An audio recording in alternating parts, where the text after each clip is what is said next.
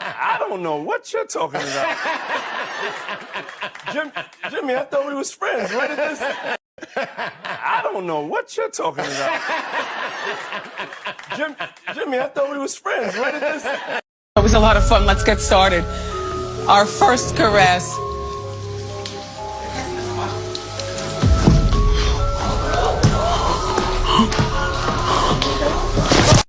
Want to hear my joke I have? Ready? This is good. See if you like it. A lot of multiple Grammy nominees this year. Lauryn Hill's got 4, TLC's got 8, and Sean Combs 5 to 10. Get it? Like he's going. Might be wondering why everyone's been so eager for Wendy to speak up. Well, it's not just because she's the queen of spilling tea, although that's definitely part of it. Wendy and Diddy have had beef going back to the 90s, and she was one of the first people to hint that Diddy was mistreating Cassie. The wild part, Wendy used to be one of Diddy's biggest supporters back in the day. Let me take you on a little trip down memory lane. Remember that tragic incident in the early 90s when Diddy and Heavy D hosted a charity basketball game at City College of New York? It was supposed to raise money for AIDS charities, but things went horribly wrong when the venue was oversold, resulting in a stampede that took 9 lives and injured 29 others. Diddy caught a lot of heat, especially when it came out that the money raised never made it to the charities. Some organizations even said they had no idea he was fundraising for them. Talk about shady. While the media was coming for Diddy hard, Wendy was one of the few who had his back. She chalked it up to a misunderstanding and told fans to give him a chance to make things right. But honey, things changed real quick. Is it true that Diddy, he got Wendy Williams fired? Did Diddy get Wendy Williams fired? Yeah, he sure did. And then what happened, it was, I did the Wendy Williams show. Yeah, when if I remember this story right, Wendy Williams was she was saying a whole bunch of stuff about Puff that y'all talking about right now.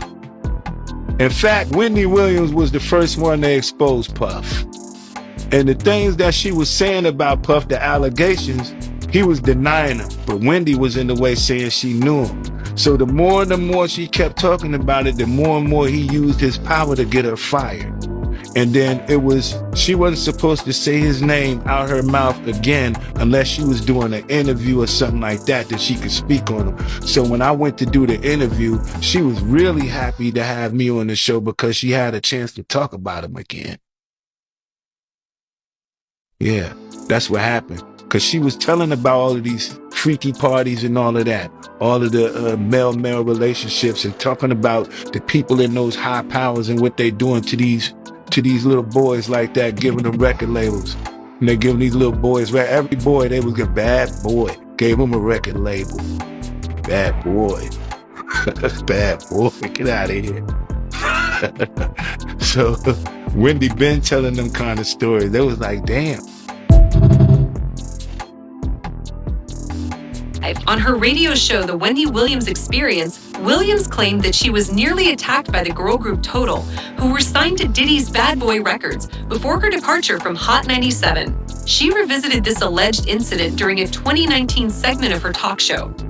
Furthermore, in a 2013 interview with Vlad TV, Williams discussed her dismissal from Hot 97 and hinted that it was connected to her comments about the sexual orientation of a hip-hop artist.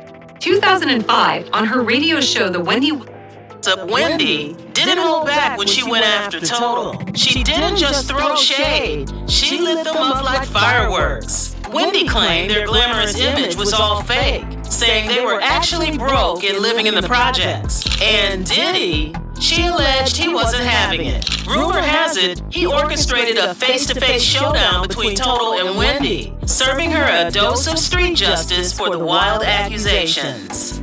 I remember I got off the air one day and them Total downstairs waiting, and everybody upstairs at the radio station is looking down, egging it on, waiting for something to go down.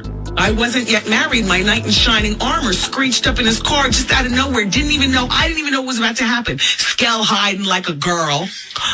Thanks, Skell. I'm standing in the door like, what? And I'm literally about to go through. Now, I'm not like, what, let's fight, because I'm not one of those type of broads. And plus, there was 3 of them. Out of nowhere. This is like I think we were first starting to date. We were brand new into it. You know, there were little signs. You know how little signs kick in that certain people are meant to be in your life and stuff. There were a lot of those that happened before, we actually sealed the deal. And that was like one of them. Like, God only knows what would have happened if I got out on the sidewalk and everything like that. Papers going flying, you know, scale cowering.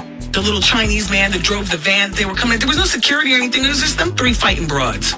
I find this girl group jump out of a gypsy cab to come after me, to beat my ass. For what? You know what I said was true. You all were broke and you were living in the projects, and that was that, Wendy claimed. Let's rewind a bit.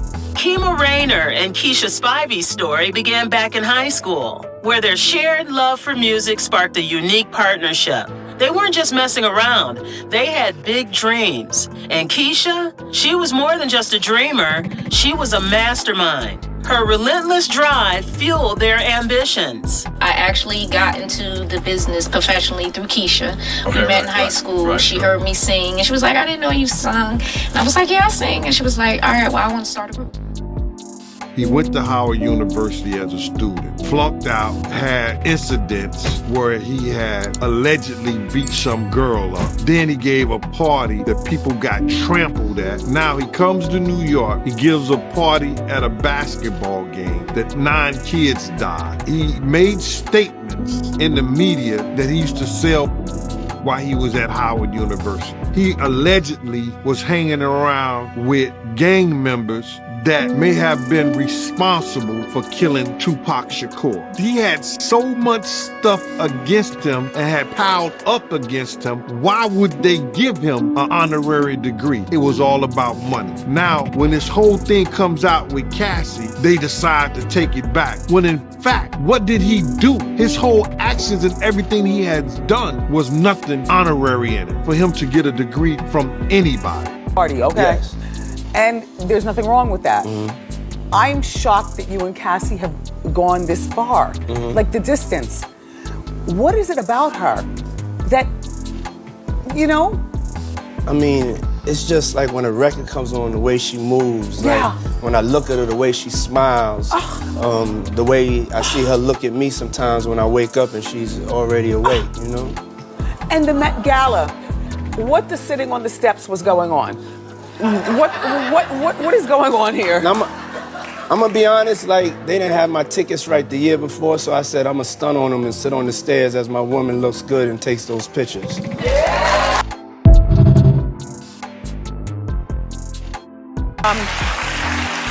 As the mother of a now 16-year-old.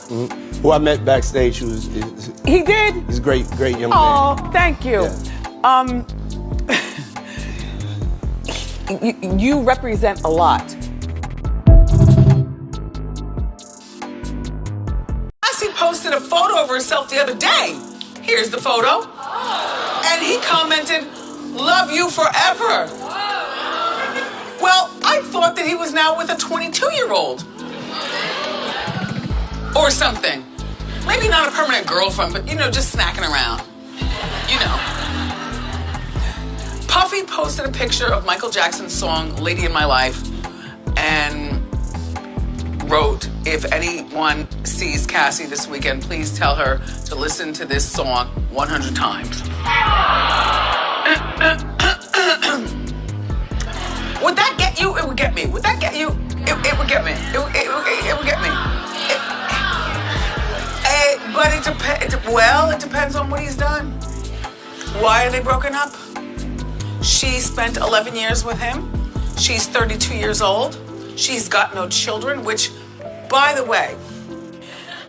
No, I pissed a lot of people off, including you.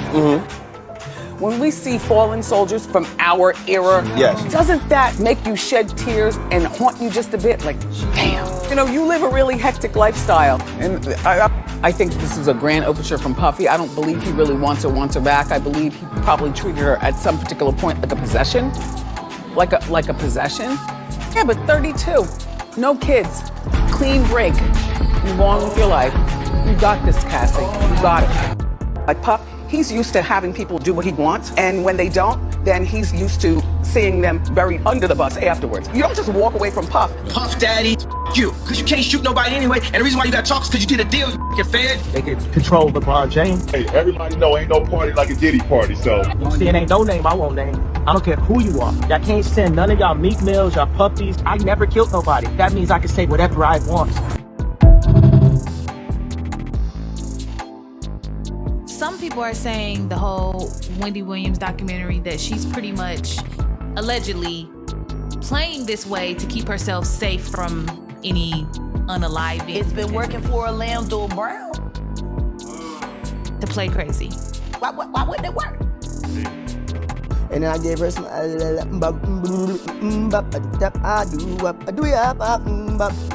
do, yeah. The oosh gosh, whoosh wash and shit. Orlando's brilliant. Right. Yeah. Y'all spent time with him. We did. He's highly intelligent. Yes. Imagine what it's been like to wear this character for this long. That shit that he does is a character. Actually, the shit that he does online is the best acting he does. Is he speaking truth? Of course he is. Since he was a kid. Man. Did you see a neurologist to find out if I'm crazy? Mm-hmm. Oh my God, no, I can't do this. I can't do this. I have to sit down again. She was put in front of a judge and given a guardian. That was when they took her away from us. I have no money. And I'm gonna tell you something. If it happens to me, it could happen to you. Can't nobody hold me down. Oh no. Can't nobody hold me down. Oh no. Can't nobody